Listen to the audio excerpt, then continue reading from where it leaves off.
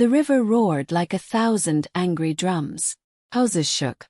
Goats and chickens screamed in the rushing water. The people of Okawage village ran in every direction, their eyes wide with terror. The great flood had broken the riverbank, and the water was swallowing everything in its path. In the middle of the chaos, a figure struggled forward on crutches. Baba Tund, the man they called useless. For years, children had mocked him, and grown-ups had whispered that he was only a burden. But now, he was the only one heading toward the danger instead of away from it. His eyes scanned the water and then he shouted, "Quick! Follow me. I know a way to the high ground." But no one listened, not yet. Then a loud cracking sound filled the air. The old dam wall was breaking. If it gave way completely, the flood would not only destroy Okawage, it would sweep away the smaller villages downstream. Hundreds of lives hung on a single decision. Baba Tund tightened his grip on his crutches and did something no one thought he could ever do.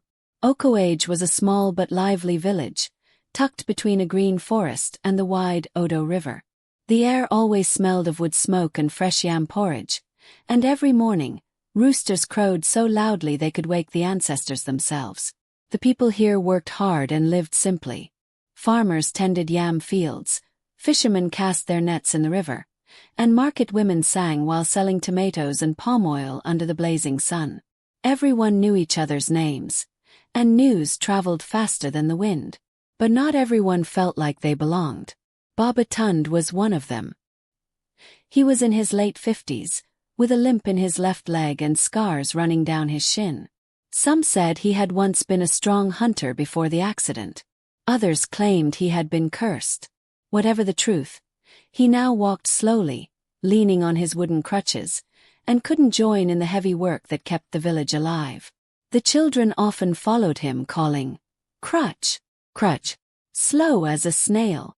He ignored them, but their voices still stung. Adults were no kinder. Leave him," some would say. "He's useless. Can't even farm or fish. Just sits there telling old stories." Baba Tund did tell stories, long ones about bravery, wisdom, and courage. Some laughed at him, but a few children, like young Sei, listened with shining eyes. "One day you'll see," Baba Tund told Sei once. "Strength is not only in the arms or legs. It is here," he tapped his head, "and here." He tapped his chest. Life in Okawage went on as it always did, until the river began to change.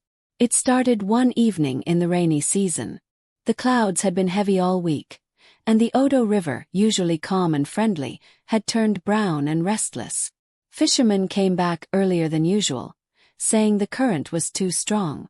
The elders met under the big iroko tree and whispered about the old stories, tales of years when the river had swallowed whole villages.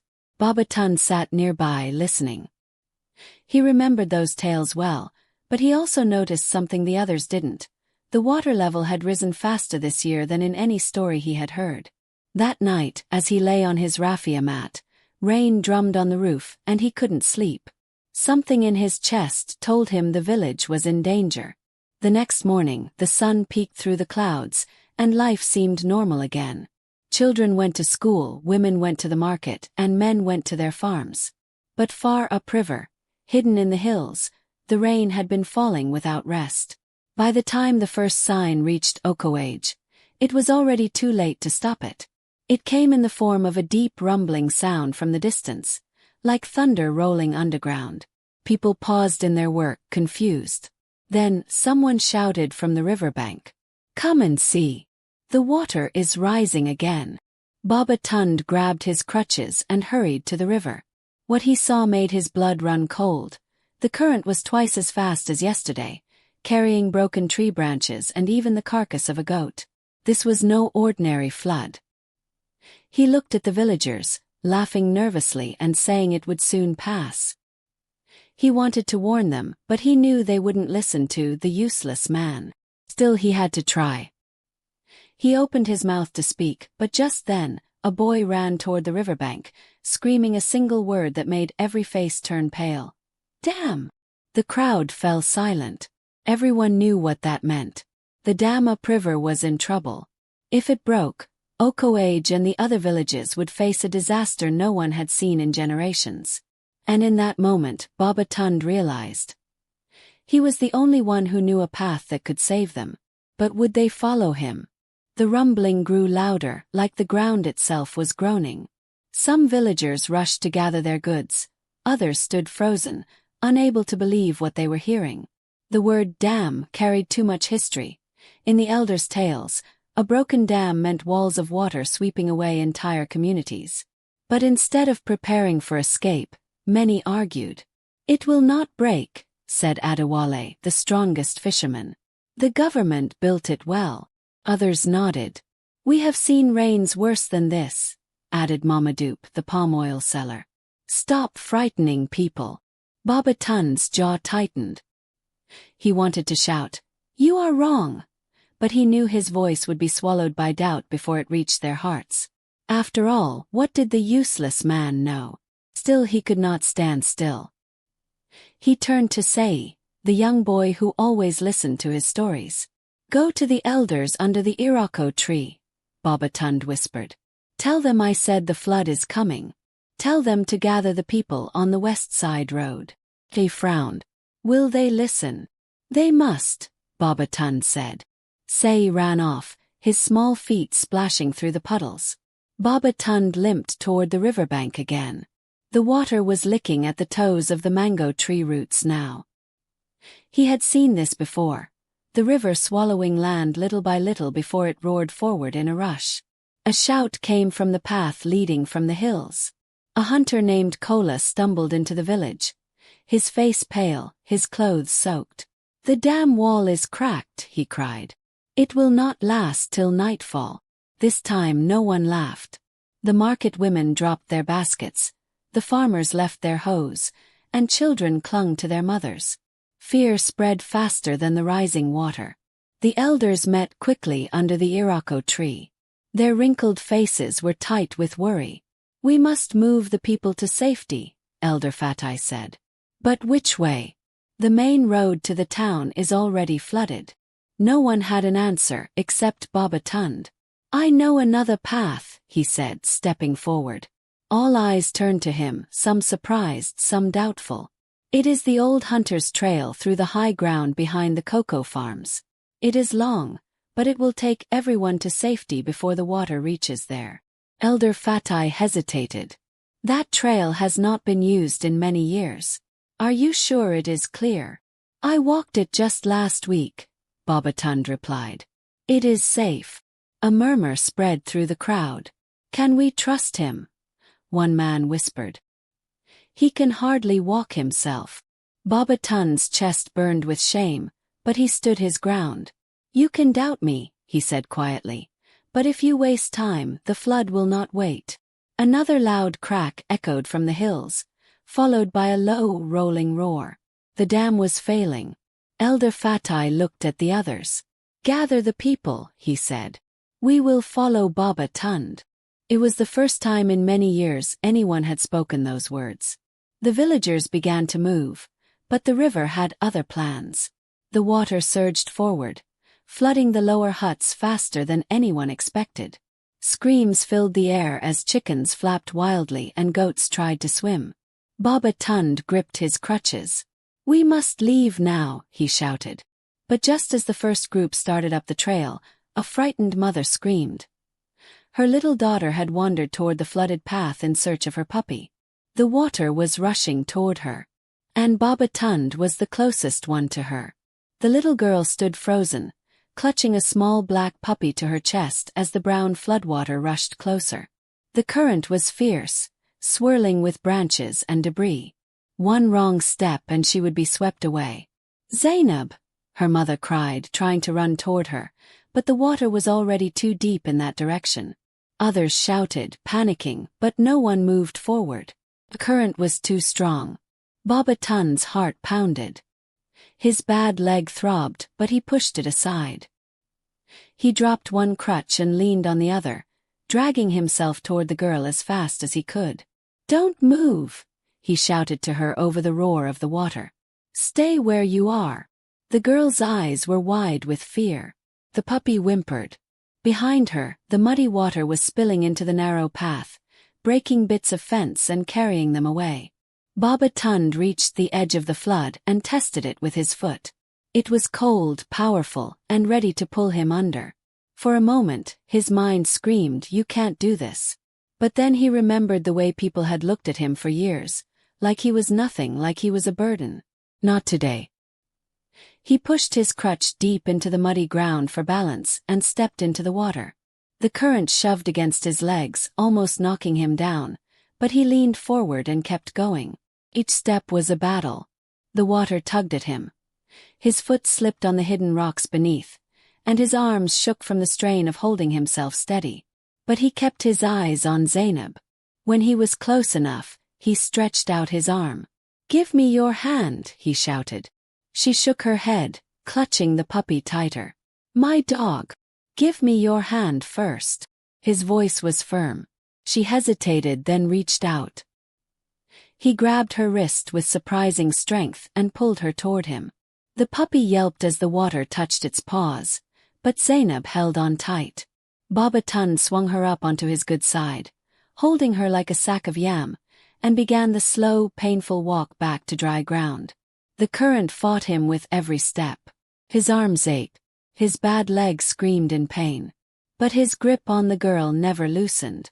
When they finally reached the solid earth, Zainab's mother ran forward, tears streaming down her face. She hugged her daughter, then looked at Baba Tund with something he hadn't seen in years: respect.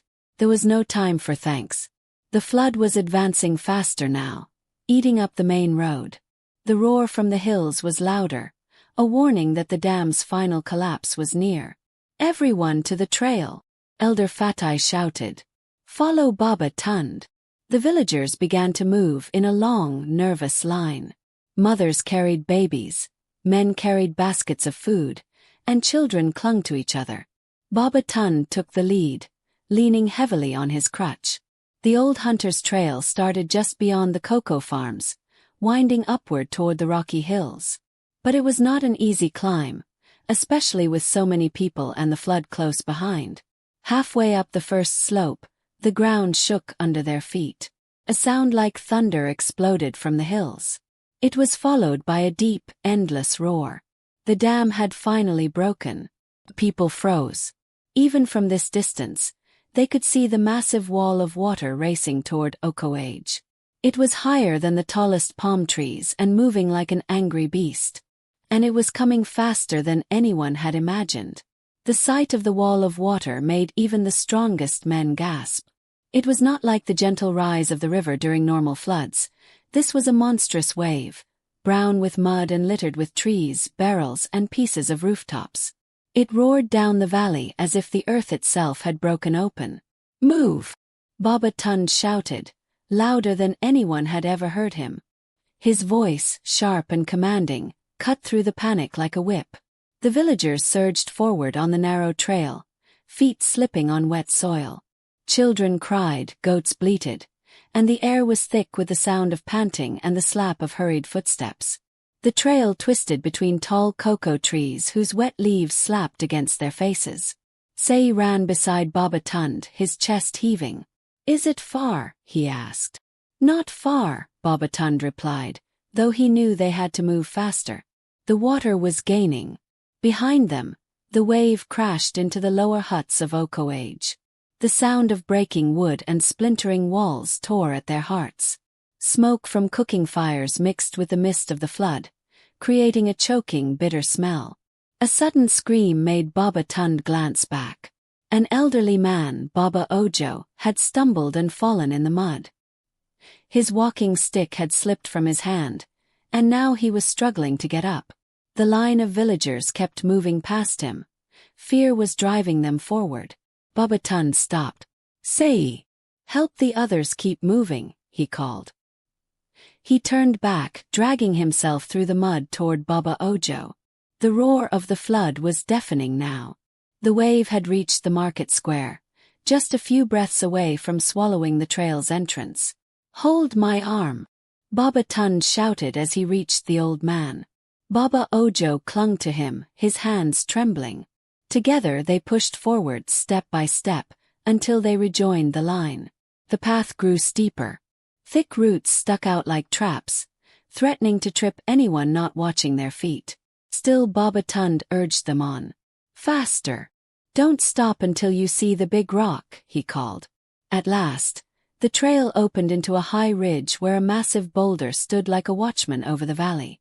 From here, they could see the terrible force of the flood below. It had swallowed the lower half of Okawage, carrying away huts, canoes, and everything in its path. Some villagers burst into tears. Others clung to each other in shock. But there was no time to grieve. The flood was still rising, and the ridge had only one narrow way up to the next safe level. The crowd began to push forward again, but just as Baba Tund turned to lead them, Say's voice rang out, sharp with fear. Baba Tund, look! From the corner of his eye, Baba Tund saw it.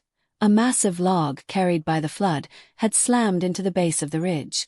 The impact shook the ground. Cracks began to snake through the soil under their feet. The ridge was not as strong as it looked. If it gave way, they would all go tumbling into the flood below. The ground beneath them groaned like an old drum about to split. Small stones tumbled down the slope into the churning water. Villagers gasped and clutched each other, their eyes wide with terror. We must move now, Baba Tund shouted, waving his arm toward the higher part of the trail. Don't stop. But the path ahead was narrow. Only one person could pass at a time. People began to argue, pushing and shoving in their desperation. The cries of frightened children mixed with the roar of the water, creating a chaos that threatened to freeze everyone in place. Baba Tund knew that if panic took over, they would lose precious seconds. He stepped forward, planting his crutch firmly into the ground.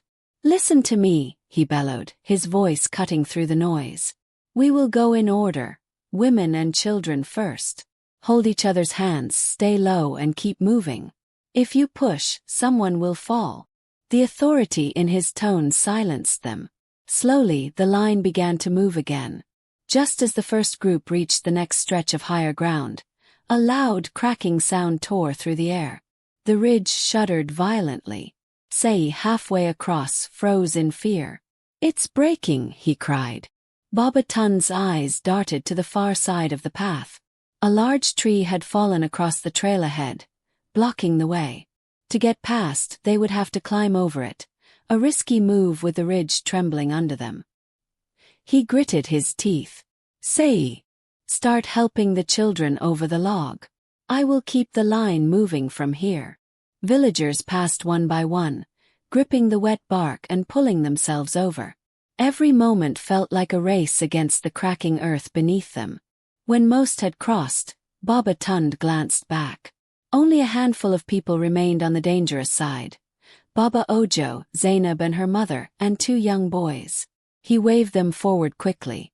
As Baba Ojo climbed the log, the ridge gave another violent shake. A chunk of earth broke off and crashed into the flood below. The sound of it hitting the water was swallowed instantly by the roaring current.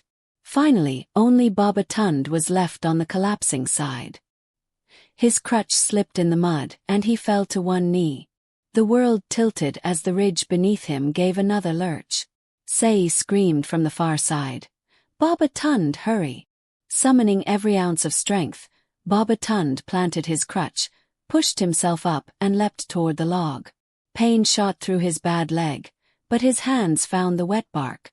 Villagers reached for him, pulling until he was safely over. As soon as his feet touched solid ground, a terrible rumble sounded behind them. The section of ridge they had just crossed crumbled completely, falling into the furious flood. The villagers stood in stunned silence, realizing that if they had been seconds slower, they would all have been swept away. But there was no time to rest. The flood was still climbing higher, and the trail ahead wound through thick forest. Baba Tund turned to the group. We are not safe yet. The highest ground is beyond the forest. Stay close to me. We will make it. They followed, but deep in Baba Tund's heart, a thought gnawed at him. If the water rose faster than expected in the forest, there would be nowhere to run. The forest closed in around them like a damp, green tunnel. The air was thick with the smell of wet earth and crushed leaves. Branches slapped their faces, and vines curled low over the path, forcing people to duck. The ground here was muddy and slippery, slowing their progress. Every so often, Baba Tund paused to listen. Beneath the constant patter of rain on leaves, he could still hear the deep, angry roar of the flood. It was closer now, echoing in the spaces between the trees.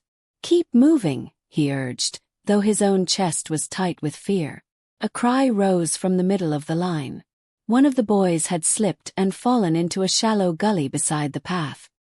His leg was twisted at an odd angle, and his cries pierced the air. "Leave him or we'll all be caught," a man shouted in panic. "No," Baba Tund barked, his voice fierce. He dropped to his knees beside the boy. "You will not leave anyone behind. Not while I am here." With the help of two other men, he lifted the boy onto his back, crutch under one arm, and continued forward. Every step sank into the mud, threatening to pull his bad leg deeper, but he gritted his teeth and pressed on. The forest grew darker as the sky overhead turned a deep, stormy gray.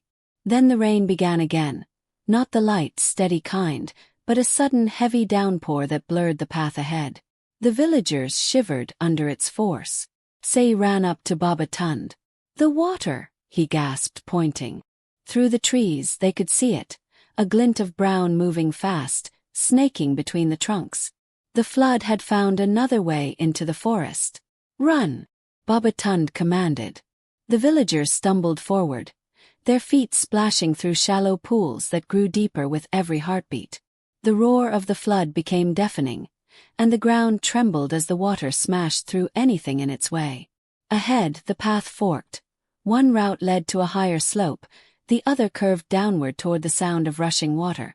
In the confusion, some villagers started toward the wrong path. Baba Tund's mind raced. The higher path was longer but safe. The lower path was faster, if the water didn't cut it off first. The wrong choice could mean death for dozens of people. He shouted for them to stop, but the pounding rain and roaring flood drowned his voice. Some were already halfway down the dangerous lower path. And then, through the curtain of rain, Baba Tund saw it. A massive wave barreling toward that very trail, carrying with it broken trees and the remains of a house roof. If they didn't turn back in seconds, they would be lost. "Back! Back now!" Baba Tund roared, his voice slicing through the chaos. The urgency in his tone made even the panicked villagers freeze. The ones already halfway down the lower path turned in fright. But the wave was coming fast, smashing through bushes and tearing up tree roots as if they were grass. "Drop what you're carrying," Baba Tund shouted. "Run to the high path." Baskets of yams, bundles of firewood, and even clothes were thrown aside as people scrambled up the slope. Mothers lifted children under their arms, and men pulled the elderly by the wrists. Baba Tund stayed behind until the last person passed him. He could feel the ground shaking under his feet as the floodstorm roared nearer. The wave was now only breaths away. With the injured boy still clinging to his back, he dragged himself up the high path. His crutch slipped in the mud, and he nearly fell. Pain seared through his bad leg, but he gritted his teeth and forced it forward. Just as he reached the curve of the higher trail, the wave crashed into the lower path with a force that shook the trees. Water sprayed high into the air, and debris pelted the forest floor. The path below was gone in seconds. The villagers stood huddled on the higher ground, their faces pale. They could see the flood raging below them, swallowing everything in its way. Elder Fatai stepped forward, rain dripping from his gray beard. He placed a hand on Baba Tund's shoulder. "If you had not called them back," he said, his voice low but full of weight, "we would be counting the dead now." Baba Tund simply nodded, still catching his breath. "We're not safe yet," he said. "The highest ground is close, but we must move before the water climbs higher." The forest thinned, and the path began to rise steeply toward a rocky hill. At the top, a stretch of open land waited, a safe plateau that could hold the entire village. But just as they began the final climb, A new danger appeared. Above them, loose rocks and mud from the rain-soaked hill started to shift. A landslide was forming, threatening to sweep down and block the only way up. If the landslide fell before they reached the plateau, the flood would trap them in the forest. Baba Tun's eyes darted to the slope. He could see the exact spot where the mud was breaking. There was one thing he could do, but it meant leaving the safety of the group and risking his own life to divert the slide. And there was no time to think it through. Baba Tun's grip on his crutch tightened. He looked at the faces behind him. Mothers clutching babies, children trembling, men ready to fight but powerless against nature's force. He could not let them be trapped. "Go on ahead," he shouted. "Don't stop until you reach the top." "What about you?" Sei cried, his eyes wide with fear. "I'll be right behind you," Baba Tun said, though deep inside, he wasn't sure if that was true. He limped toward the unstable slope, the rain blinding his eyes and turning the ground into slippery clay. The earth trembled under his feet, and the cracking sound above grew louder, a sure sign that the landslide was seconds away from breaking loose. When he reached the edge, he saw the problem clearly. A large boulder, loosened by the downpour, was about to roll down, dragging mud and smaller rocks with it. If it fell straight down, it would block the path completely. But if he could shift it slightly, even just a little, the debris would tumble away from the trail. He jammed his crutch into the muddy ground for balance and pressed both hands against the cold, wet rock. His bad leg screamed in pain as he pushed with all his might. For a moment nothing happened. His muscles shook. The roar of the flood below mixed with the pounding of his heartbeat. Then a groan, deep and heavy. The boulder shifted. "Baba Tun! Hurry!" Sei's voice echoed from above. The first wave of mud had already begun to slide, splattering against his legs. With a final heave that tore at every muscle in his body, the boulder rolled sideways, striking a cluster of smaller rocks.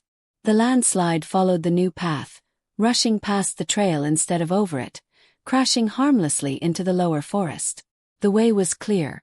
Baba Tun staggered back, his chest heaving, his crutch sinking deep into the mud.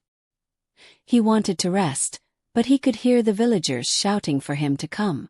With every ounce of strength left, he climbed the steep path, one slow, dragging step at a time. When he reached the top, strong hands pulled him onto the plateau. He collapsed onto the wet grass, rain washing over his face. Around him, the villagers stood in a wide circle, staring at him not with pity, but with awe.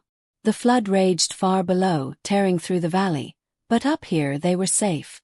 Every single person had survived. Elder Fatai raised his hands and spoke in a voice that carried above the storm. "Today, the man we called useless has saved us all. We owe our lives to Baba Tun." For the first time in years, Baba Tun lifted his head and saw something in their eyes that had long been missing: respect, gratitude, and love. Zainab, the little girl with the puppy, ran to him and hugged his neck. "You're my hero," she whispered. Baba Tun smiled faintly, though his body ached. "No," he said softly. "I am just a man who did what needed to be done." The villagers stayed on the plateau through the night, watching the floodwaters slowly recede. And when they finally returned to rebuild Okawage, one thing had changed forever. No one would ever call Baba Tun useless again. Moral of the story: true strength is not always in the body. It is in the courage to act when others cannot. Do you want me to now give you a suspense-heavy title hook and intro blurb for this story so it's ready for posting? The floodwaters continued to roar far below, but on the high plateau, there was only the sound of rain and the quiet breaths of people who had escaped death. Some sat on the wet grass, staring into the distance. Others hugged each other, still trembling from what they had just survived. Baba Tun sat apart, his crutch lying beside him. His clothes clung to his body, heavy with rain and mud, but his eyes were steady as they looked down at what used to be Okawage. The lower huts were gone, the market square was a muddy lake, and the river that once fed their lives now looked like a raging serpent. Sei came to sit beside him, silent for a long moment. Then he said, "You always told me strength is here." He touched his temple, And here, he tapped his chest. Now I believe you. Baba Tun chuckled weakly. One day, you will be the one to teach it to others. As dawn broke the next morning, the rain stopped, and the waters began to pull back, revealing the scars left behind. The villagers descended carefully, helping the elderly and carrying what little food they had left. When they reached the edge of the destroyed village, the air was heavy with loss, but also with relief. Not one life had been taken. Elder Fatai called the people together. We will rebuild, he said, but we will rebuild with new eyes. Let no one here forget who led us to safety. He turned to Baba Tund and placed a hand on his shoulder. You are not just part of this village. You are its shield. For the first time in many years, Baba Tund's heart felt light. The whispers of useless were gone, replaced by voices that called him hero, leader, and savior. When the new Okoage was built on higher ground, they made sure Baba Tund's hut stood in the center, so no one would forget the day the man they once mocked became the reason they lived. From then on, whenever the rains came and the river swelled, the people didn't panic.